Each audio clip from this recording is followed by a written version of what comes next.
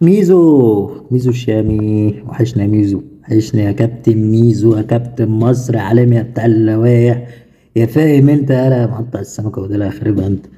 كساحة ومساحة، ميزو كساحة ومساحة. ميزو الشامي شايف ان الاهلي عليه فلوس ضرايب للدولة. فلوس ضرايب كام بقى؟ 15 مليار. 15 مليار اهبط يلا بقى، اهبط في الطل بقى، واللي عايز يشم يشم. 15 مليار جنيه، ها، 15 مليار. الاهلي على 15 مليار للضرايب، ومع ذلك الضرايب ما بتطالبش الاهلي بالفلوس دي وبتطالب الزمالك. هم. ممكن واحد كده ناصح او ذكي يرد عليا يقول لي يا كابتن ميزو، ما هو الضرايب بتطالب بفلوسها من الزمالك علشان رئيس الزمالك نفسه هو اللي بعت لهم جواب. ايوه ايوه انا عارف، فعلا ده حصل. سيادة الموسيقار عمل كده فعلا، ولكن احنا في دولة، والنادي الزمالك نادي الدولة، والضرايب ضرايب الدولة. إذا احنا كدولة ما ينفعش حاجة جوه الدولة تحجز على حاجة تانية جوه الدولة. فإذا احنا لازم نستحمل بعض، لأن احنا مصلحتنا احنا الاتنين إن احنا نخدم الدولة. يعني أنا كزمالك بخدم الدولة، والضرايب بتخدم الدولة. إذا طالما احنا الاتنين بنخدم الدولة يبقى محدش فينا يحجز على التاني، واللي مش عايز يدفع ما يدفعش بقى، خلاص مش مشكلة. وبعدين لو عايزين تحاسبوني حاسبوا الأهلي الأول. 15 مليار، اهو ده عقلية كابتن ميزو، ده عقلية الفاهم الواعي اللي بيمثل نادي الزمالك. يعني ده أقل واحد واعي هناك، أو يعني أقل واحد فاهم هناك بعد أحمد عفيف طبعا. كابتن ميزو، أنا لما بيبقى عليها ضرايب في حاجة، لما بيبقى عليها ضرايب بيبقى عليها نسبة. نسبة بقى 20%، 50%، أي نسبة أيا كانت النسبة. يعني أنا كأهلي عشان يبقى عندي 15 مليار جنيه ضرايب، إذا أنا لازم يكون بيخش لي قد ال 15 مليار ديت مرتين وثلاثة وأربعة. أنت معايا؟ يعني لازم أنا أبقى كأهلي كده معايا 60 مليار جنيه مثلا. الأهلي معاه 60 مليار جنيه؟ م? بلاش. الأهلي يا سيدي بيقول لك إن إحنا طول الوقت بنجيب يعني بنجيب هو ما يثبت من الضرايب كده أول بأول، والجهاز المركزي والدنيا دي كلها، إن إحنا في السليم وفي التمام منه وما عندناش أي مشكلة.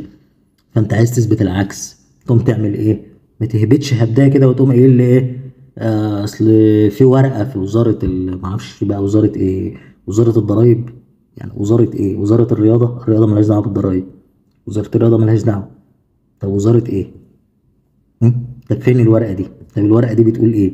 طب كان مين موجهها لمين؟ يعني كان الاهلي موجهها للضرايب، ولا مصلحه الضرايب اللي موجهها للاهلي؟ يعني وزاره الماليه ولا يعني الورقه دي عباره عن ايه؟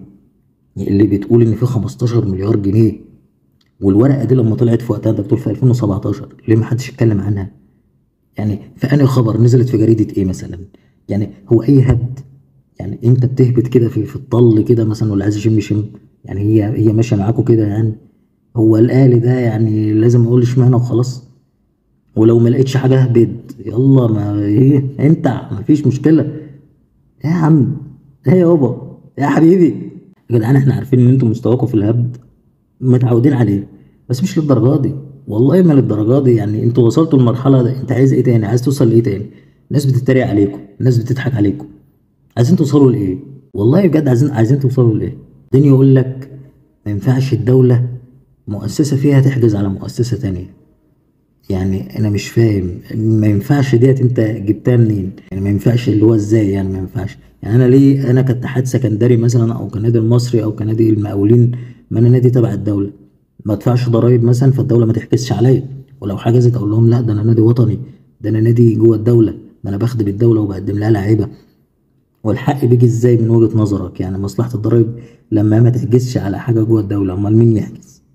طب لو ما هوش القضاء اللي حاجز ومصلحة الضرايب، ليه ما حدش من عندكم رفع قضية واحدة وكسبها؟ ليه ما يعني ليه؟ يعني هل انت دايما بتفهم في كل حاجة؟ هل انت دايما شايف اللي محدش شايفه؟ هل انت وصلت لمرحلة ان انت مهما تهبد عارف ان محدش هي يعني وراك شوية ناس ماشية وراك كده لا مؤاخذة مصدقينك في اي حاجة كده يعني بتطلع منك؟ ولكن والله انا هفضل اقولها دايما، ربنا يديمكم في حياتنا، انتوا نعمة كبيرة جدا. انتوا كزمالك او كزملكاوية او كهبيدة، انتوا مسليين.